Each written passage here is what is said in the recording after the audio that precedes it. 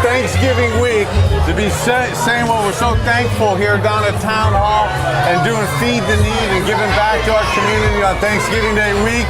And if you would have told me that Jacoby was going to be 28 for 41, 324 yards, and 3 awesome touchdowns like this, and to have Joel Bitonio, who gave him that awesome protection, be standing here, right here next to us, I would have thought for sure we'd have ended up with a W, knowing the way that we've been playing offensively, and the way Josh Allen is an amazing quarterback.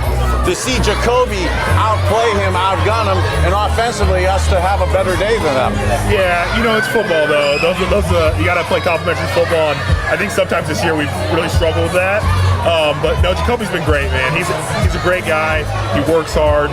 He understands offense, and you saw last game. He had a huge game. Yeah. He had an awesome game. Joel, one of the things that was big in the game the other day, and I was a massive fan of our offensive line play. Ethan Postnick has played amazing this year. I actually think, like yourself, he's having not just a Pro Bowl level, an all-pro level season. For him to get hurt like that, Townhall comes in, he's really our fourth center. God bless him for the effort, intensity, and the way he played as a natural guard coming in to play center. Talk to me about that, what that was like Sunday afternoon. Yeah, you're right. I mean, Poe's been great this year, and especially he was expected to be a backup this year, but he's come in, he's learned from Coach Callahan. He's really done an awesome job, and to see him get hurt, it was tough, and it was the second play of the game, so Froholt had come in kind of not warmed up, not ready to go. He's never played center in an NFL game before, and to come in and have to play against that defensive front was tough. And I think as the game went on, he got more comfortable. Obviously, there's a few plays he wanted back, but I think with a week of practice and getting some more reps under his belt, he's gonna be really ready to roll this next week against Tampa Bay. Joe, we've lost a few games in a row, but people just don't understand. I mean, you guys are doing everything you possibly can to stop this losing streak and get back on track. Yeah. It stinks, you lose games. You look back on the season, there's 3 or 4 games that were, down to the last play, and we didn't convert those wins. And so those come back to haunt you later in the season. But the guys are in there working. There's no quit with this team. And, I think Coach Stefanski is doing everything in his power to put us in the right positions. And I think if we keep working at it, we keep chipping away, we're going to get a win here. And you really never know what's going to happen in the NFL. There's always a team that sneaks in late. If we can put a few wins together, I think we'll be in for something special towards the end of the year. So I got to say this to you. I got multiple things going through my head, and it's awesome that here you are on your off day. And Joel, you're one of the awesome guys that gives back in the community and gives back. And even though you're sore, you're tired of this part of the season, your off day, here you are giving back on a Thanksgiving weekend. And I want to commend you for that. I'm one of those guys that lives and dies by what happens on Sunday afternoon between 1 and 4 o'clock. And unfortunately, that kind of predetermines what my mood's going to be on hopefully a Victory Monday. We haven't been having some of those Victory Mondays. A lot of fans have been writing our team off, saying that the season's over, so practicing for next year. One of our great coach, Marty Schottenheimer, said you're never out of it till you're mathematically eliminated. So yes, at basically 3 and 7, it doesn't look good. This long-winded homily isn't to fill airtime here on a podcast, but I want to talk about, 1993, I played in the Leon Let It Be Ice Bowl game in Dallas. The Dallas Cowboys, defending Super Bowl champs. We lost that game. We had to win every game out from Thanksgiving on through the rest of the year just to get into the playoffs. It's a tall task. It doesn't seem percentage-wise like it's there. It can be done, and from a player perspective, I know that's what you guys look at. You have that option, and the possibility of winning out, albeit it may sound crazy to fans. That's the goal of us players. Oh yeah, I mean, every game we go into, we think we're gonna, win that game, and we're prepared to win those games. And like you said, until they tell us there's no chance, we still think we have a chance. We think we can go out there and win every game we play in. It obviously hasn't been the successful season we wanted this year, but we're prepared to win these next games and see what happens at the end of the year. Joe, real quick, I got to come at you now. There's no doubt about it. Our offensive line, the best offensive line in the league. Last couple weeks, though, we haven't been able to get that run going. After watching the film, is there been anything you guys can put your finger on to rectify that problem, get back on track? No, you're right. We haven't played up to our standard the last 2 weeks, and we understand that. I think it's the biggest thing is accepting, you haven't put the best performance on film. But the guys are working, and we saw in film they were doing a couple things differently than we came to play. But we understand teams are going to try and stop the run, and we have to convert no matter what. Wyatt's been hurt for a little bit. He's coming back, getting back into the groove of things. And I think we're coming together. We lost Poe last week, so those are excuses. But truly, it comes down to executing your one-on-one and winning your one-on-one assignment, because the plays are called to be successful. It's not called to get 2 yards; they're called to get 5-10 yards. And at the end of the day, we have to win our one-on-ones, and I think guys understand that, and guys are working to do that. Let me say this. Me being a corner, look how big Joel is. There's nothing as a corner you hate to see is one of those big linemen coming at you in the secondary. Keep him off me. That's what I'm telling you. Hey, and then the rules are great now. The DBs aren't allowed to torpedo your knees, so you're allowed to steamroll them and stuff. Hey, when you're going through situations, there's been a lot been talked about, and the offensive line has been the pillar and strength of our team, and I'm not just saying that because you're here and stuff, but when you end up like in a game like with the 3rd and 1 goal quarterback sneak, the 4th and 1 quarterback sneak, does that kind of eat at you that you don't come through with that? Yeah, I mean, when they call those plays, they know they're putting it on us and Jacoby to get the first down. And we've run it a lot this year. We've been successful a lot, but in a game where you don't convert it twice, it's disappointing. You know what I mean? You come out there and that's like, hey, we can get a yard or we can get a half a yard, and we obviously didn't execute that. You go to the sideline, you try and see what happened. And the thing is, it's not one guy that's just messing it up for everybody. It's like a guy here or a guy there, and those are things that you have to win games in this league. Everybody's so close, so tight. You have to perform better in those situations. And I tell fans out there, and it's not being an ex-player apologist, but people like yourself, you're your own hardest judge. You don't need people to tell you that how do you feel about what you should have done, what you wish would have happened. It's absolutely eating your stomach out what did happen, and you just can't wash it away. Yeah, before I get in the building on Monday, I've already gone over the film twice at least, probably on my own, to see my mistakes or what I need to improve on. And I think most guys in the league are that same way. We understand good football or bad football if you played well or not, and you look at the film and you critically, I think that's the best part, because everybody on this team wants to get better and wants to improve in those aspects. But you're 100% right. No matter what anybody says, I truly know how I played, how I feel I played, how the coaches played.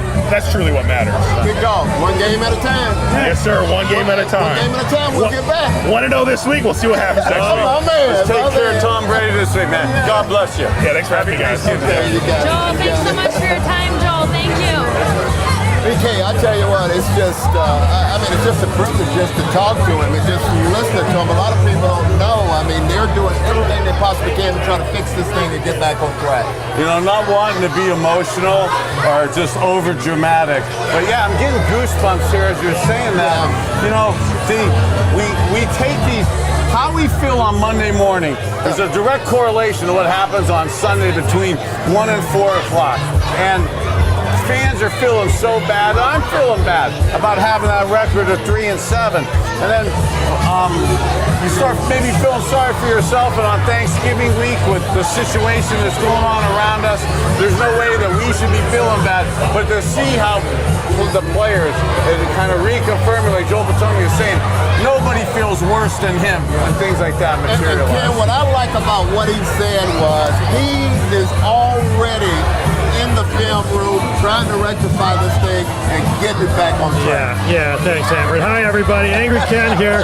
What a wonderful venue. I was trying to keep it from being too angry. And Joel, great guy. Again, it's hard to be angry when you have all this love here on this Thanksgiving holiday. But you're right, Hanford. We love seeing that. Joel's one of those guys, we talk about it on this show.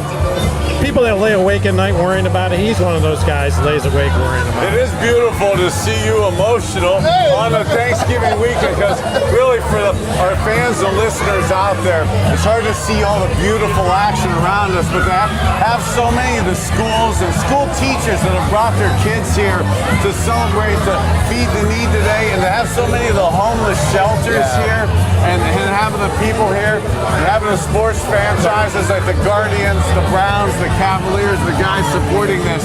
Wow, I'm just honored to be doing It's it. incredible, but I wouldn't be angry, Ken, if I didn't bring up something that everybody here is talking about.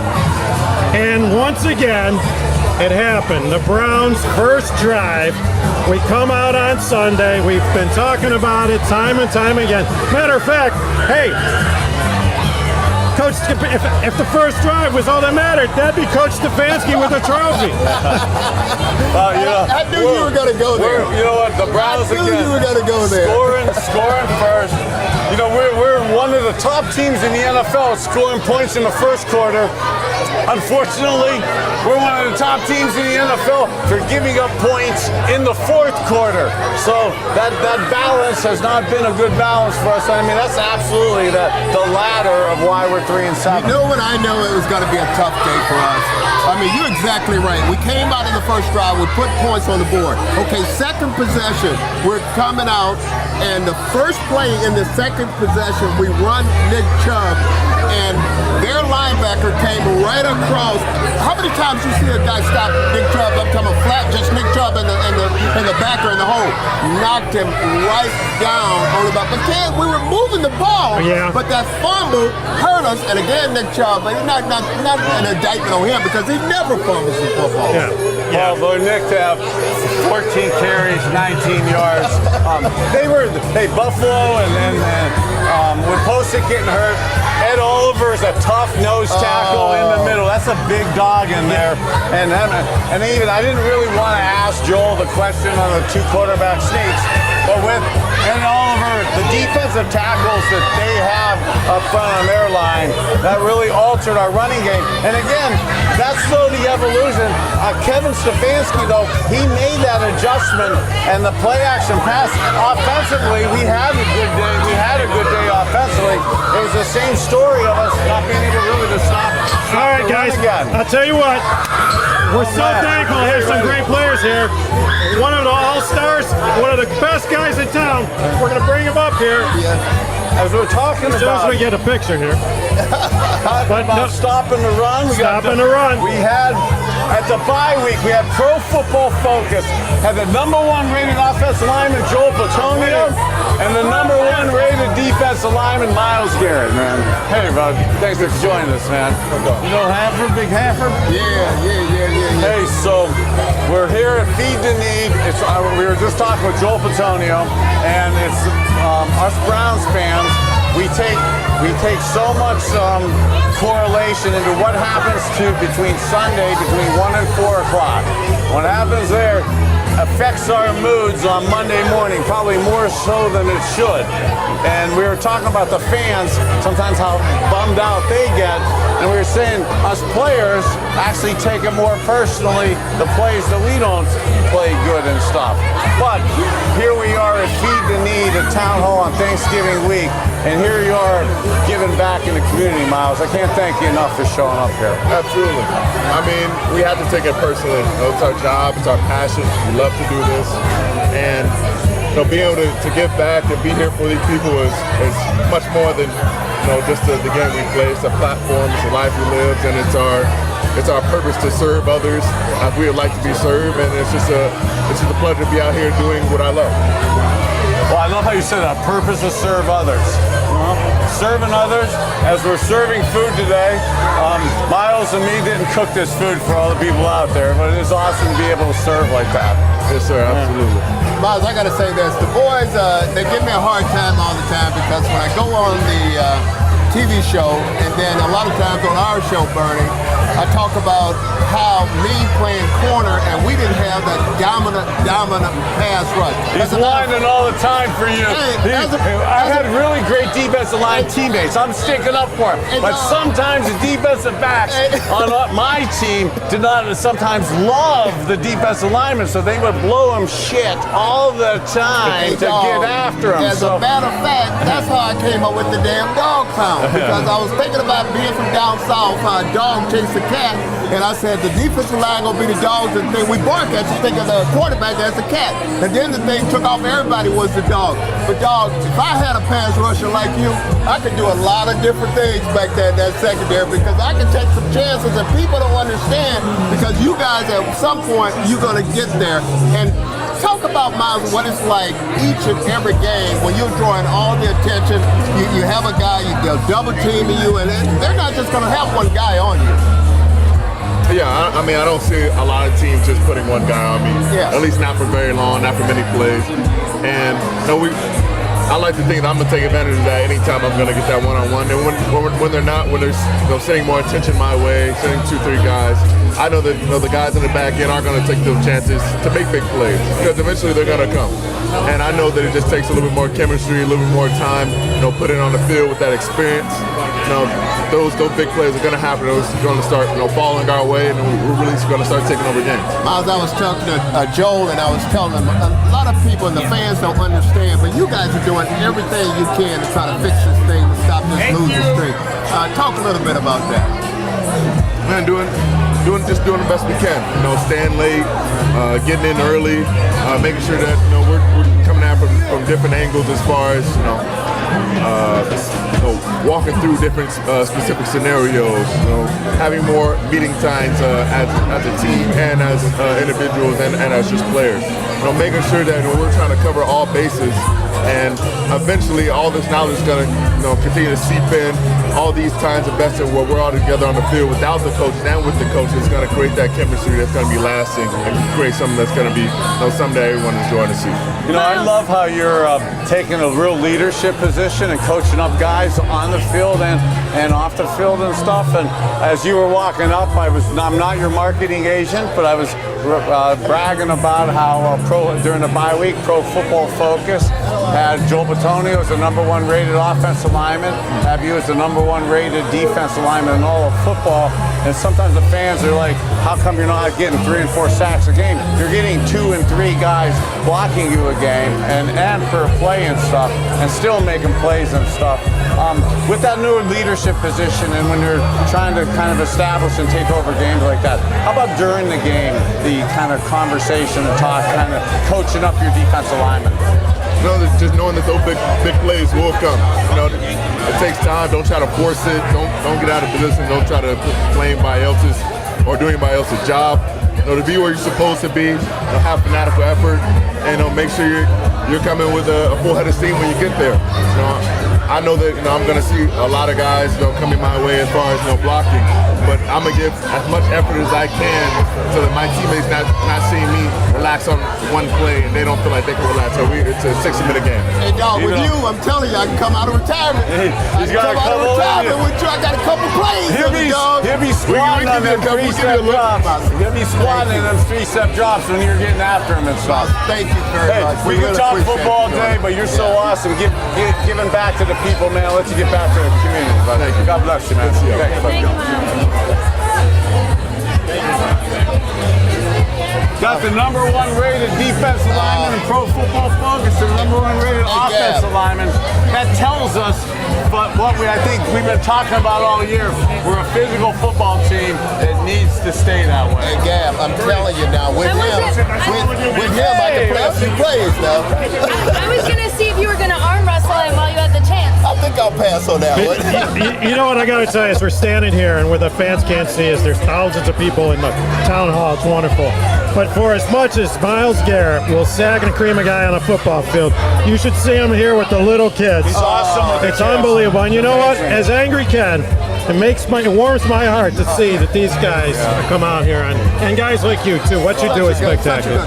Hey, and from the football perspective, actually one of my notes for this week was coming out in the third quarter, and fans are like wanting more big plays. And here we are from the Big Play Network wanting big plays. And never so cognizant of Myles Garrett. Like, coming out in the third quarter, 3-step drop. He's beating his guy right off the bat. But they're doing that 3-step, 6 slants, quick outs, where you're able to get rid of the ball before the guy gets to you. To your point, I was joking about it, but you as a veteran guy, you know that would be happening. You see the quarterback hit his third step, you're squatting hard on that stuff. Because what they realize and what they understand is they cannot stand there and hold the ball with a guy like that. Even though, now offensively, what they're doing is, like we talked about, they're doubling. Sometimes they'll take a back or a tight end, somebody they'll chop him a little bit just to keep him both of them in, to keep him from getting to the quarterback. But that still doesn't help. We know one thing about it as a defensive back. You're exactly right. They have to get rid of the ball. They have to get rid of it quick, because if they don't, he's going to get there. And when both of those guys are clicking, talking about him and Clowney on the other side, oh my goodness. Well, guys, we could go on all day, but we got a big game coming up again this Sunday, and we keep saying every game's a must, but this one we can't lose again. You know, this Tampa game, though, and I was saying it a little bit, too long-winded. Well, hold on a second. We were wondering whether the Buccaneers were afraid of coming to Cleveland. Here's what our artist says. No, not too afraid of coming to Vegas. Wow. I love it. I want that picture. I like that. Yeah. Put it up there again. Put it up there again. We're not afraid of no steak and elf. But guys, on Thanksgiving week, what's it like as a player on Thanksgiving week? I know you got a lot of distractions. How do you get ready with the holiday? Well, one thing about it, I mean, you understand and you know it's a holiday, but then again, you know you have a job to do. And obviously, you're number one, you're there trying to win a football game. And you have to understand, the coaches are going to give them time to spend time with their families, but got to make sure everything is ready for this game and you're prepared and you're ready for this game. So it's not a big deal to us as players. I mean, it's more so our families. Yeah, I'm sitting here thinking that. And I'll send Bernie on a turkey hunt. Oh, I was wondering. Tell the story. Turkey hunt. So in the old days, okay, we used to play when hazing was allowed. You would play gags on the rookies, and you would send rookies to get free turkeys. Free turkeys. And you would send them out to way out in the country, pick up turkeys, and you'd have to go. And every year there'd be multiple guys who would fall for the turkey prank. It was so funny. Oh, it's classic. So I actually was going to say that I did not fall for that turkey prank, but I almost did. So I have an awesome sister, and my sister, beautiful Beth Kosar, she went to Hiram College, and she tipped me off so that I did not have to embarrass myself.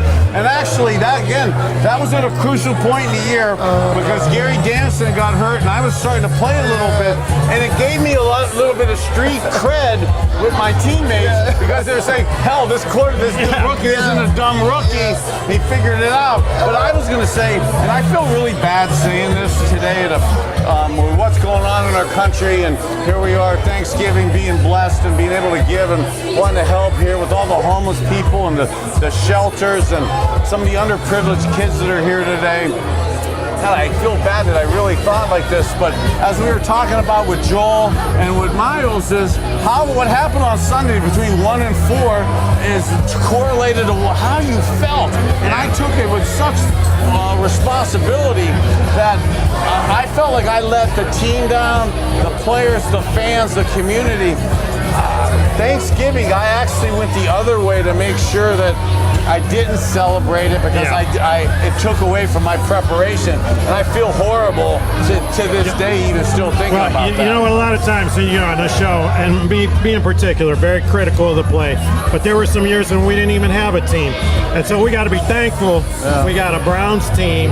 We're here, you guys are here, your health is good, you're doing great. And then coupled with just the amount of money that I know that Ken, you just give away. Hanford, that you and me have given away, that we raise so much that we sometimes, even us, will be critical of ourselves, of our friends, some of the current players. But God bless, look what the guys are doing today. These guys are hurting. I mean, we're going to raise money for it. We talk about it on our show. And part of what we're going to start announcing with our network and stuff is the community of NFL players giving back, and Thanksgiving week and being here today kind of kind of emotionally kind of galvanizes me to be even more recommitted to that. Well, you know, we talk about the community, and although we do a lot of pro sports here, there's a big game this Saturday, Ohio State, Michigan, and we've been talking a lot about sports betting. So, we got CJ Stroud in the house here. So let's talk about it. That's going to be our bets for this week. Our single star. Let's put it up there, producer Gab. As we love. It's the big plays of the week. And I know you guys follow college football. How could you not follow CJ? This is a big one. Okay, CJ Stroud, our single star.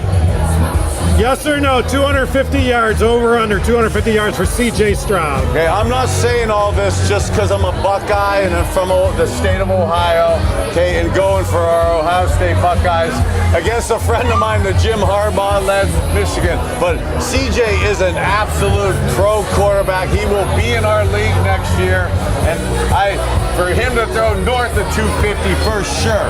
Good. Hanford, what do you think? You know what? I agree with you, Bernie, because when you look at Ohio State, they are a very, very good football team, and it all starts right there with that quarterback. And I think this is a big game. He always shows up in the big game. I say yes. I agree with you 100%. All right, let's go to the 3-star then. The over-under, and I know you guys love over-under plays, 57 points. I don't know, Hanford. That seems like a lot. That's a lot of points because when you look at it, both of these teams have pretty stout and good defenses. I think there's going to be a lot of points. I think they're going to score 56, but not 50. Well, hold on. Before we go, I some late breaking news. You know, we got a Cracker Jack stat. And, you know, Hanford broke that earlier in the season when some of those Bengals weren't going to play. Rumor has it out of Michigan, quarterback's hurt. He's not playing. That quarterback from Michigan. Ooh. Yeah, that could change everything. That's a problem for Michigan, but from, last year, almost like we were talking about with our Browns and the ability or inability to stop the run, Ohio State's defense did not stop Michigan's running game last year. Jim Harbaugh has been primarily a running team with Michigan. I think they're going to have to test the defense, Ohio State's defense's ability to stop. So over under, Bernie. I'm still an over guy. Over guy. I love CJ. I'm going to go against you on that one. I'm going to go under on that one. I don't think they'll score that many. I think they'll score some points, but not that many. All right, then we got to go to the 5-star. Hey. Given 7 points here. Michigan taking 7, but you're coming into the shoe. You're coming into the big house. What do you think, Bernie? OH. Hanford. I have to agree with you guys on that one. Go Bucks. Go Bucks. I-O, CJ Stroud. Hey, Hanford Dixon. I'm Steve Dixon. How you doing, man? All right, we got fans coming up here. These guys always take a moment and shake a hand.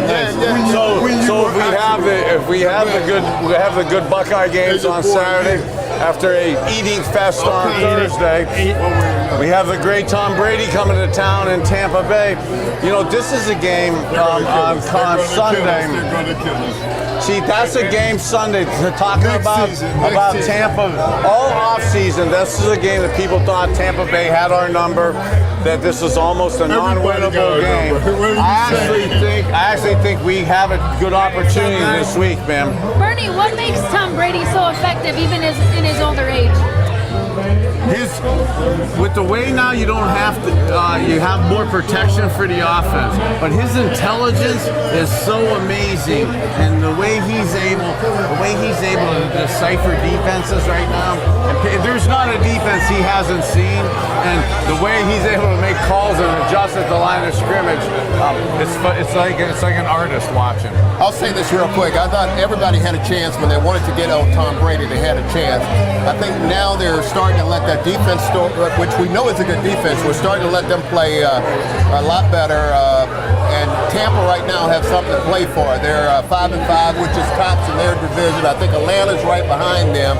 and it's going to be a tough game. I'm just glad we have him at home and not in Tampa, but I think Tom Brady, he's just that wise, crafty, veteran quarterback. It's going to be a tough game for us. I think Tampa Bay is starting to play really well right now. How can Jacoby find success against the Bucs? You know, Jacoby took his game to another level last week against the Bucs, who have unfortunately, they have a pretty good stout defense. So I don't think we're going to have a third consecutive week of offensive line play in instability. And Nick Chubb running 14 times for 19 carries or 19 yards last week, I think is an abnormality, if that's the right word for it. And Jacoby being able to throw the ball with Amari Cooper, it'll be essential Sunday. All right, so Bernie Hanford, one of the great things about being here is we got players that are willing to come up here and talk to us. Here's the guy who's having a season. We got John Johnson. John. Oh, John, what's up, bud? What's going on? I'm gonna have the defensive back guys talk here. Yeah, we'll chop it up. John, how you doing, man? I'm doing all right. At an event like this, I'm having fun, so I can't complain. Talk a little bit about this, first of all. What it means to you guys to just come out here and just help out the community here. Oh yeah, this is my first time. A couple guys at Barley House, connected me, and Chubb said, hey, pull up on me. So it's always good to give back. That's we have a platform to do it. That's like our obligation. That's like our responsibility. So just coming. I never really served food before, so it's new to me. And I'm just having fun with it and enjoying it. It's for a good cause. We've been saying today that us fans, ex-players, like current players, we take so much into just winning on Sunday between 1 and 4, and nothing is really more important than that.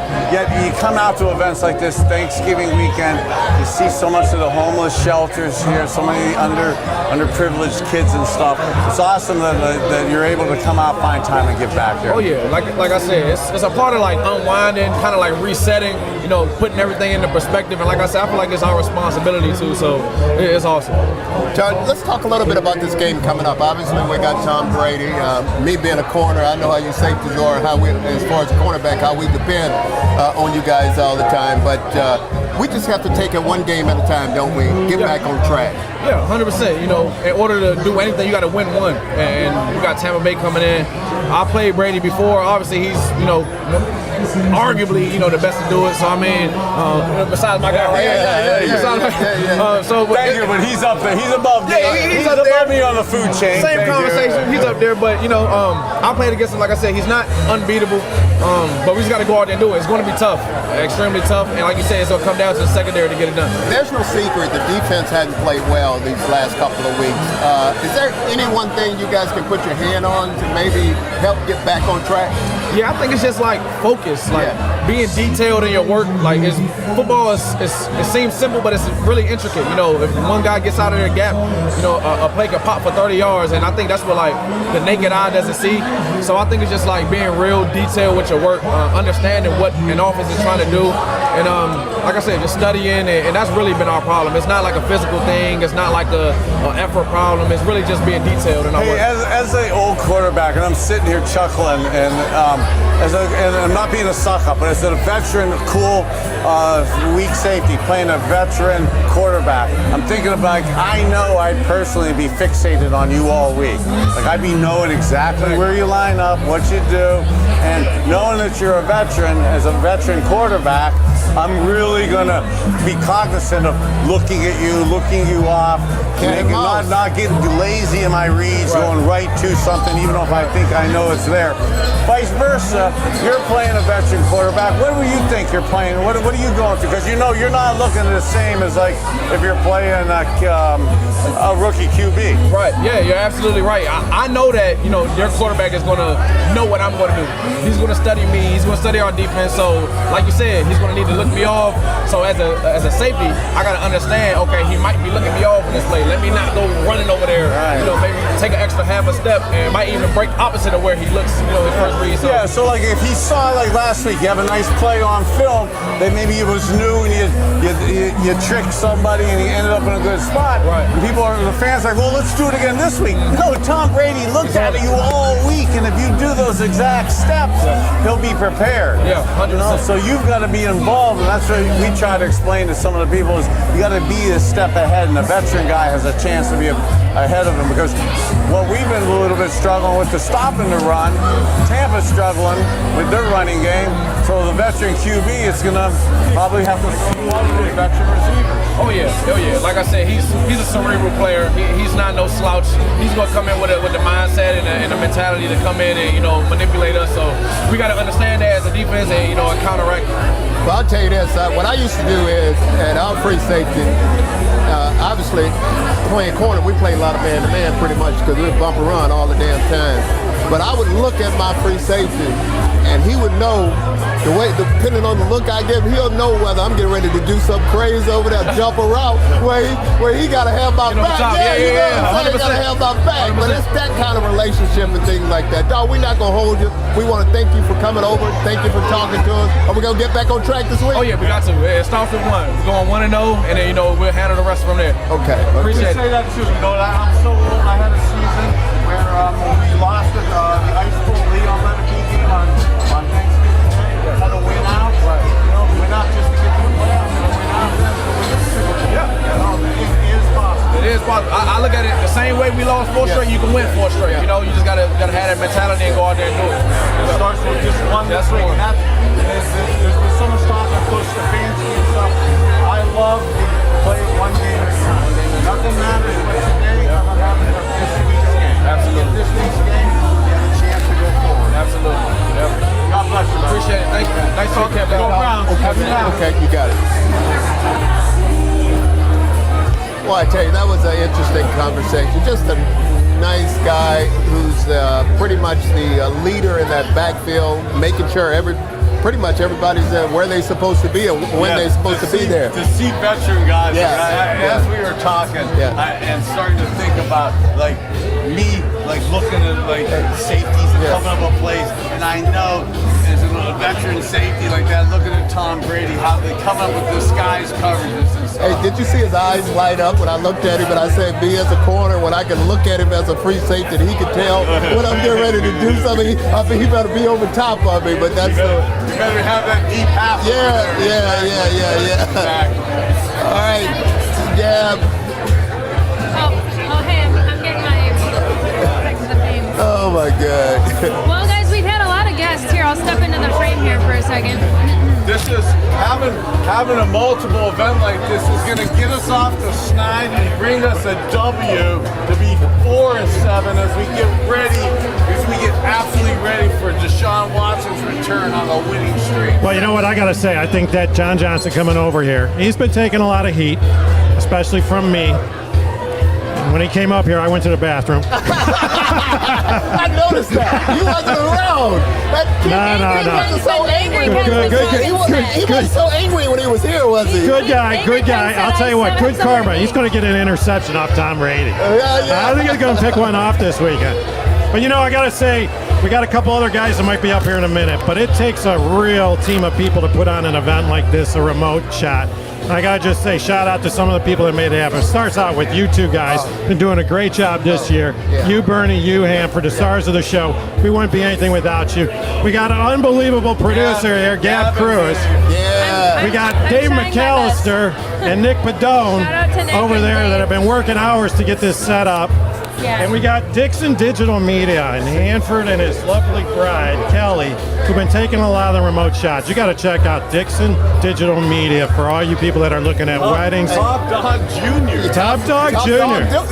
And I'll tell you what, go to their website, check out their work, because it's really exceptional stuff. I'm a little bit upset with you guys because I was, while we had the man right here, I was waiting on Gab to pull up that play so we can have him tell us about being wide open in the end zone, Gab. Being wide open in the end zone. Yeah. That was what I'm saying. I was waiting on you. We wanted me to put him on the spot. You were like kids, because that looked like a cover 4. Yeah. Borders cover. Yeah, let's talk about it. Since we're on the topic, let's talk about that play. Yeah. Well, you know what? I want to say this too, because what happened was, obviously, he was upset during the course of the ball game. And did you see him when he went over to Dorman? and talked to him, the head coach, and they put his arms around his head because he was saying, hey, at that point, he was not getting any balls thrown He was to saying, him. get me the ball. Yeah, get me the ball. And soon right after That's that, a common theme in the quarterback market. Unhappy receivers that want the rock. wide open. Yeah. How does that happen, Hanford?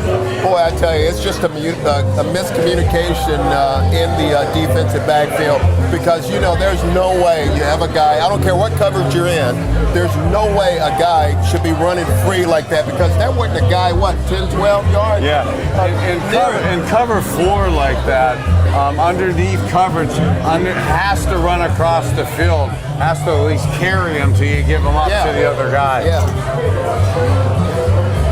All right, well, it looks like we still may have a few people that come a little later on. We'll do some special sessions, but I got to say, again, this Thanksgiving holiday, thankful for friends like you guys and all that we're doing at the Big Play Network, Gab. Yes. All right, with that, let's wrap it up to 2-minute warning. 2-minute warning. Boy, Last 2 minutes, what do you guys want to talk about? I know we've talked a lot about this event, and I know it's not all kumbaya. There's a lot of people that we want to win football games, and we want more from this team.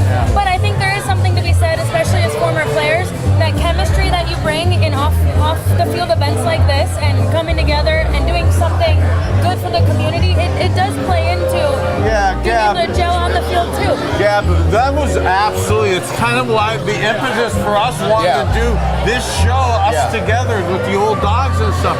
Off the field team building, camaraderie, absolutely is essential. I believe to any of the good teams I was on, you absolutely did this kind of camaraderie, team building.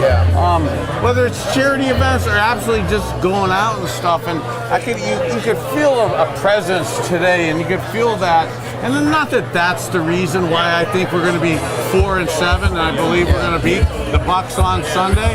But that type of camaraderie and spirituality and feeling, we're still the youngest football team in the league, and getting guys like that to kind of build that as the foundation is essential. And I'm looking forward to being 4-7 and doing a winning show next week, a Victory Monday. Yeah, and I'll say this real quick. Kudos to everybody here at Townhall, Bobby George and his father and everybody for what they're doing here. And what we have to do now, we got to get ready for Tampa. We got to get it going, get ready for Tampa Bay Buccaneers.